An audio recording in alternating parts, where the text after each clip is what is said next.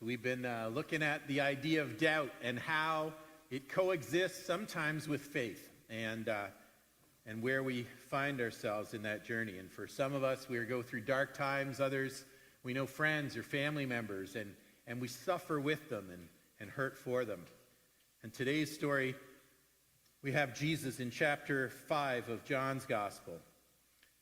And the story goes like this. Afterwards, Jesus returned to Jerusalem for one of the Jewish holy days. Inside the city, near the sheep gate, was the pool of Bethesda, with 5 covered porches. Crowds of sick people, blind or lame or paralyzed, lay on the porches. One of the men lying there had been sick for 38 years. When Jesus saw him and knew how long he'd been ill, he asked him, "Would you like to get well?" "I can't, sir," the sick man said, "for I have no one to help me into the pool when the water's stirred up. While I'm trying to get there, someone else always gets in ahead of me." Jesus told him, "Stand up, pick up your sleeping mat, and walk." And instantly the man was healed. He rolled up the mat and began walking. But this miracle happened on the Sabbath day. So I want you to let that sink in for a moment, that it's 38 years. That's a long time to suffer. I've had injuries. I've gone through recoveries. Some of you have. I've heard those stories. Some of you had visited while you're in the hospital. But all through the years, you face these things. And some of us don't have very many injuries. Some of us get lots of things happen, right? And life can throw those curveballs at us. I broke my elbow once, my right elbow. And I lost the use of my right arm for a while, which you never realize how much you use your right arm for. I could use my left hand pretty good, and I got used to keeping my wallet in this side pocket, which some people find kind of strange, but I'm like, that wasn't that hard. But I could not undo my own pants.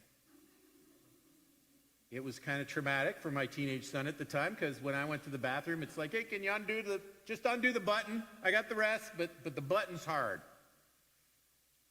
And so it got to be where it was a challenge to get through it. I went to physio pretty much every day. I went a couple of times a week to the hospital for, the OHIP covers the physio in the hospital. And then they had some gear, and I dip my elbow in hot wax and then stretch it, and they do all kinds of stretches. They didn't seem to go at it very hard, but I had private physio, and I went to them 3 times a week. And so I was going every weekday. I went to do physio, and then when I came home, I'd do exercises. And gradually over months and months and months, I'd go in for physio, and they'd stretch it, and they'd measure it, and they go, "You're gaining like 2 degrees today, or 1 degree," and it kept moving, and it was kind of rigid there when it came out of the cast, and then I'd gain a little bit each time, and I remember at one point, as I'm going month after month, and at one point I go, and my arm was about like that, and it was still hard to do certain things. It was a little more mobile, and I could, my fingers weren't as tingly anymore, so I was starting to get some strength. But I got about that far, and I went in for physio, and they're working on it, and it didn't move. And they're like, "Well, we didn't gain anything today." And I went back the next day, and I didn't gain anything. And after a couple of days, it seemed like it wasn't going to get any better. And I went home. I was really discouraged, man. I thought, my arm's always going to be like that. And certain things, I wouldn't even be able to put my hands behind my head. And I was so used to being, double jointed. And now I got an innie and an outie. But it was hard, and it was challenging. And when it stopped moving, I got really discouraged. I went home, and I remember going home and getting in the shower. And I wasn't dirty or sweaty. I was just discouraged. And I got in the shower so I could cry and nobody'd catch me. I didn't want to discourage my family. They were rooting for me. My daughter came home one day with her saxophone, and she played Eye of the Tiger for me while I'm doing my exercises, and I felt like everybody was kind of hoping it would get better. And they were, we'd go, "Yeah, we're just got to be patient, and we'll get it bit by bit." And it stopped, and it wasn't going to get any better. And I thought, well, is this it? Am I going to walk around the rest of my life because I made one stupid mistake on my bike and broke my elbow? And the surgeon had said there was bone dust, but it still didn't sink in until that day when I went into physio, and they said, "Maybe this is it." And I leaned on it, and I pushed on it, and I hung weights off of it, and I did those exercises. One day, I leaned stuff on it so heavily, and I asked Roxanne to lean on the weights, and she's doing it. She's like, I can't push any harder. I'm like, you got to push harder. I need to get that back. And she's like, I'm going to crack your arm off. And I'm like, no, just push. And for once, I was actually right. It ripped the scar tissue, and I went back in, and there was like 4 or 5 degrees the next day. Now, I lost my right arm for 6 months, and I thought that was a big deal. But when you think about it, 38 years this guy dealt with this. For 38 years, he woke up every day and his legs didn't work. And he was frustrated and discouraged, no doubt, and he can't do anything that he used to do. And so I've spent time recovering, but I don't think all of my time from every injury I've ever had ever added up to 38 years. And I can't imagine what it's like for this guy to go through 38 years, day after day, moment after moment. Every moment he's stuck in this place where he can't get anywhere, where it's not getting any better. And you know it's long enough, 38 years, that you got to make adjustments, and you got to figure out how to live and how to provide for yourself and how to just get where you're going. And the only place he seemed to ever go after some time was this pool at the Sheep Gate in Jerusalem. And by the way, that place has been excavated now. They found the location of that place, and they've seen the 5 porches around and the drainage pool, and apparently it's a water drainage underground that kind of feeds the water there, and they found that there was a spring nearby, and that's what caused the bubbling every so often. And so people had come to this kind of myth that maybe when the water bubbled, people were healed. And we don't know if people were actually healed or not, but everybody believed it happened. And so for 38 years, this guy sat by the pool waiting for the water to bubble and wishing he could get in, but he sits there day after day. And so for all the healings that might have happened, for all the opportunities, he wasn't able to do it. So when Jesus sees him, and Jesus knew how long he had been ill, we're told, he asked him, would you like to get well? Now, I've heard lots of sermons and heard people in Bible studies talk about this story, and sometimes, you know, they're kind of grappling with Jesus saying that, because if it wasn't Jesus, you would go, that's kind of a cruel question to ask somebody who's hurt. Like, do you want to get better? Yeah, like, none of you are going to walk up to somebody in a wheelchair and go, hey, how would you like to walk again? Do you think that's something you'd want? You don't go up to blind people and say, would you like to have good eyesight? Like, what if you could see? Would you like that? And so we look at this story, and I've heard preachers kind of try to get Jesus out of trouble and go, well, Jesus wasn't being mean or cruel or rude. Jesus was challenging him, and because they're eager to kind of make another explanation, they'll go, well, maybe the guy just got really lazy there. Maybe he got lethargic, and he was just kind of enjoying not having to work. You know, if he was a cripple, he could beg for money, and maybe he'd lose his livelihood begging, and maybe he didn't really want to work, so he laid there on his mat, and he just waited to get free money, and maybe he was comfortable where he was at, and maybe he didn't want to get well, and Jesus is saying, well, do you want to get well or not? And Jesus is challenging him, and so people will say that, but there's nothing in the story, the way the scripture tells it, that would suggest that is the case. It doesn't tell us Jesus challenged him, or it doesn't say Jesus was unimpressed that the guy had been there for 38 years, and he goes, hey, smarten up, buddy, you could get better. Jesus just asked him the question, would you like to get well? And so there's no reason to assume that Jesus is challenging him. Maybe it's just a genuine offer of help. Maybe Jesus is just broaching where he's at. When we pastored the first church I pastored in Northern Ontario, we were halfway between Sault Ste. Marie and Thunder Bay. I used to say it was the geographic center of nowhere, because it felt like that sometimes. But one of the things we would do is you drive 4.5 hours to get to Thunder Bay to go shopping or to go to the movies or to do something fun or to just get out of the small town. And every time we drove there, we drove past this site on the highway. And some of you, if you've ever driven across Canada or driven that way, you know there's a spot there that you pull off the road. There's a little parking lot, and there's a statue that's a statue of Terry Fox. And there's a spot on the highway there where they built the statue, and where you pull off and have your little moment there, remembering the Marathon of Hope. But this is the place where the Marathon of Hope ended. This is where Terry Fox couldn't go on anymore. It's the last step he took on his journey trying to get across Canada. And if you follow his story, it's pretty inspiring. Some of us are probably old enough to remember on TV when he was crossing Canada, and you turn on the news and you see Terry running into some small town, hobbling, on his artificial leg on one side, and the clip-clop, and little kids would come out and run beside him, and the whole neighborhood would come out and track with him and get so excited for him and bring him drinks and stuff so that he or a towel or whatever, something to welcome him to town. And he went through town after town after town, inspiring people with his story and the way that he overcame.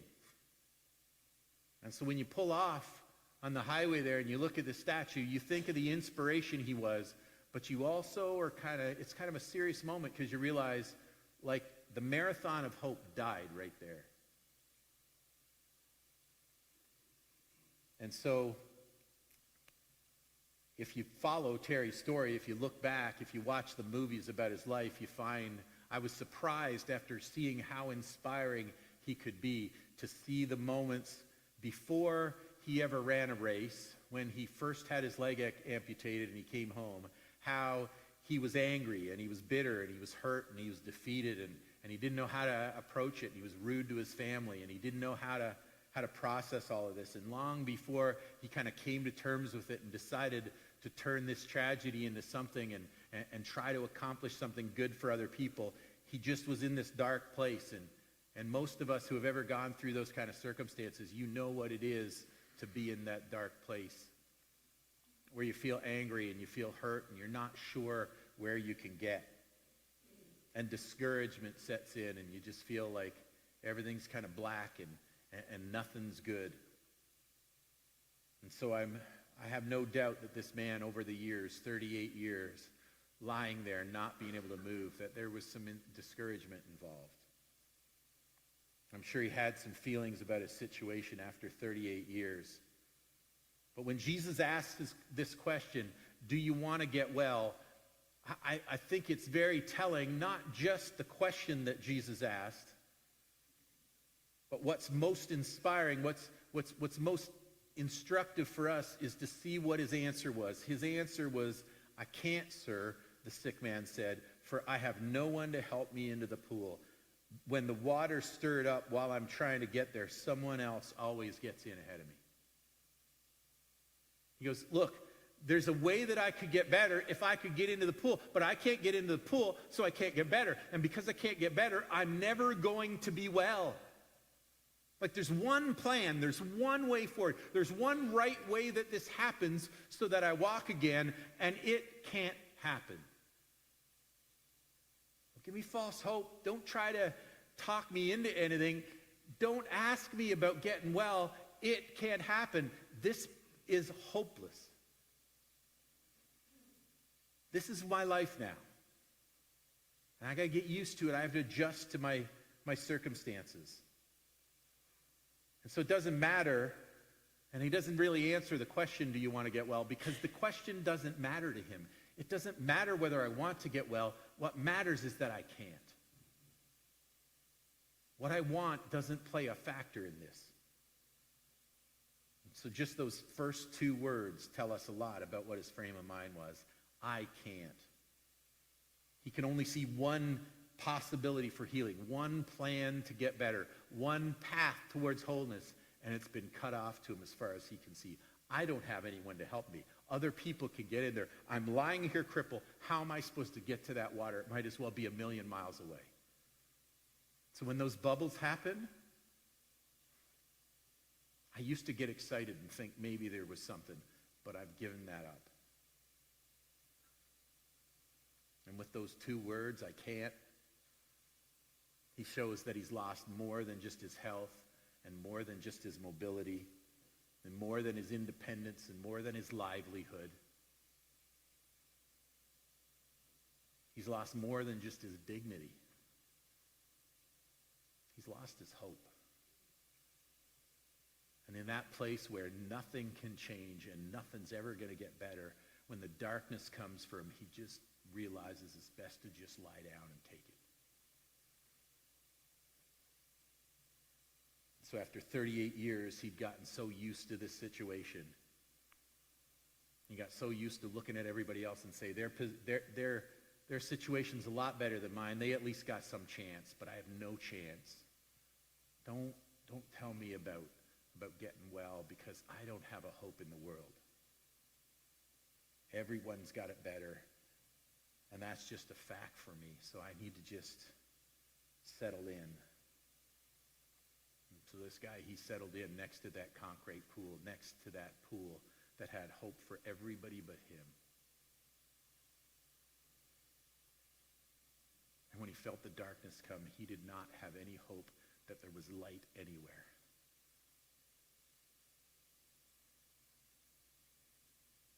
And the doubt that this guy's dealing with, it's not doubt about whether God exists, and it's not doubt about whether God is good or any of that. What he doubts is that his situation will ever be okay.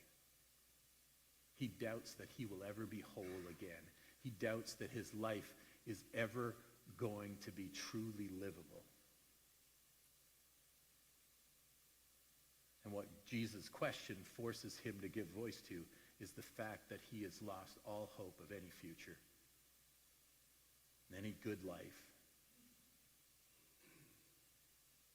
His doubt is that there's any hope that things can change, that things can get better for him, that he can live past the darkness. And so he feels the weight of everything that he's going through, and he goes, nobody understands and nobody gets it, but I can't get better.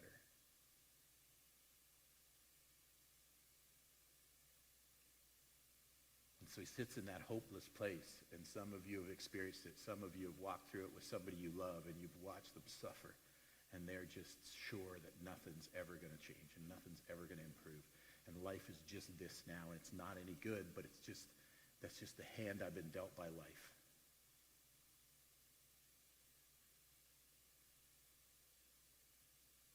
And when Jesus shows up on this scene, first thing we're told is that he knows how long the guy suffered.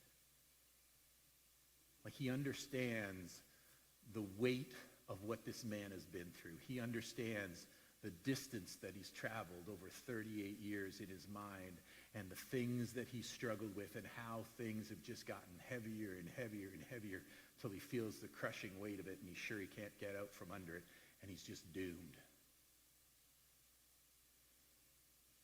And in that dark place, Jesus steps up to him,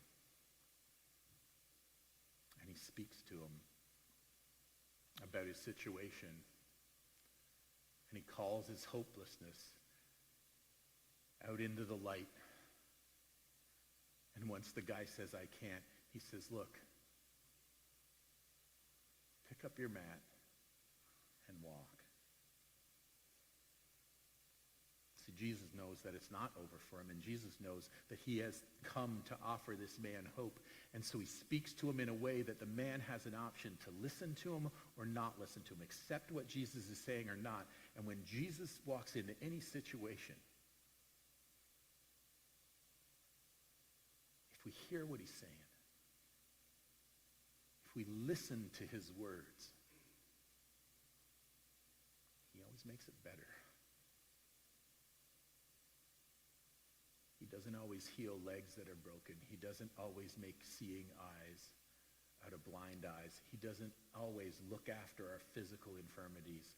And whatever it is we come to the table with, whether we've got physical infirmities, whether we've got addictions that we struggle with, whether we are are just struggling with the darkness that comes from within us, and we're not sure where it comes from, but we feel lost and broken and alone and discouraged and beaten down by the weight of the world.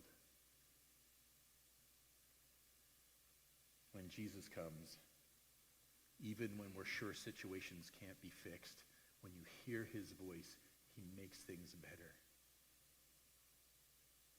And he doesn't always fix what's on the outside, but he does always bring hope.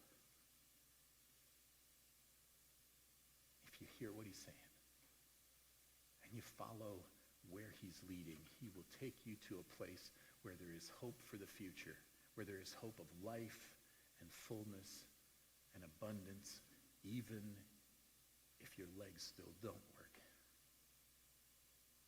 And so he fixes the guy's leg, but it goes so much deeper than that. And if you've spent time in the darkness, if you have faced the crushing weight of circumstances that are more than you can bear, you should know that while you're crying in the shower, Jesus is speaking. And he's present. And there is always hope in him.